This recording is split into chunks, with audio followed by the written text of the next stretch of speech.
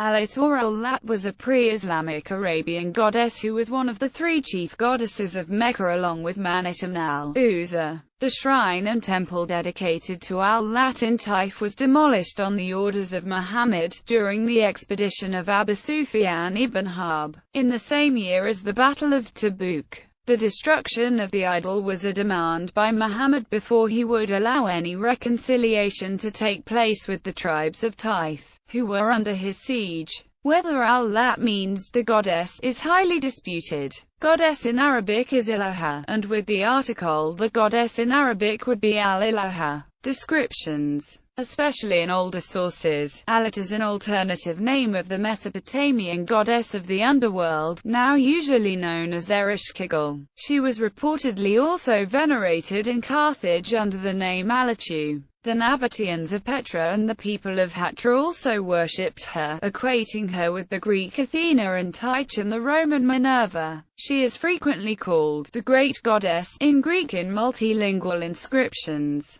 According to Wellhausen, the Nabateans believed Al-lāt was the mother of Herbal. The Greek historian Herodotus, writing in the 5th century BC, considered her the equivalent of Aphrodite. The Assyrians call Aphrodite Mylitta, the Arabians Al-lāt, Greek spelling lambda iota lambda alpha tau, and the Persians Mithra. In addition, that deity is associated with the Indian deity Mitra. This passage is linguistically significant as the first clear attestation of an Arabic word, with the diagnostically Arabic article al. The Persian and Indian deities were developed from the Proto-Indo-Iranian deity known as Mitra. According to Herodotus, the ancient Arabians believed in only two gods. They believe in no other gods except Dionysus and the heavenly Aphrodite, and they say that they wear their hair as Dionysus does his, cutting it round the head and shaving the temples. They call Dionysus Arotalt, and Aphrodite Al-lāt.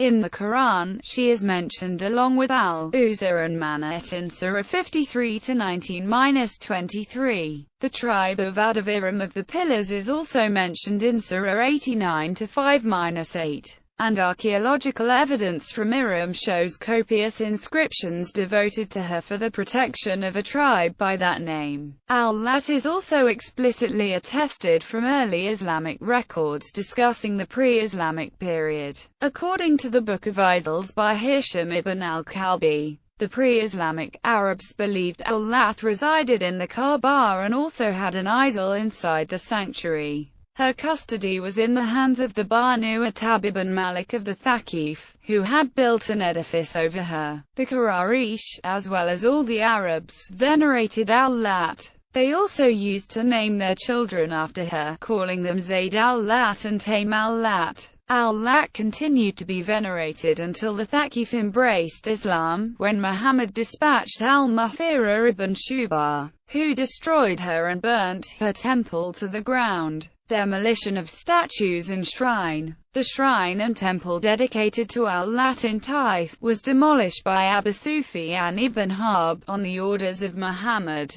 During the expedition of Abu Sufyan ibn Harb, this occurred in the same year as the Battle of Tabuk. Muhammad sent Abu Sufyan with a group of armed men in order to destroy the idol Al-lāt that was worshipped by the citizens of Taif. The destruction of the idol was a demand by Muhammad before any reconciliation could begin with the citizens of Taif, who were under siege and suffering from a blockade by the Banu Hawazin, led by Malik, a convert to Islam who promised to continue the war against the city which was started by Muhammad in the siege of Taif in a preemptive strike. Bibliography. Strong's Hebrew and Aramaic Dictionary of Bible Words. George E. Wilhelmi Frater G. Lexicon Arabico-Latinum. Librairie du Liban, Beirut, 1975.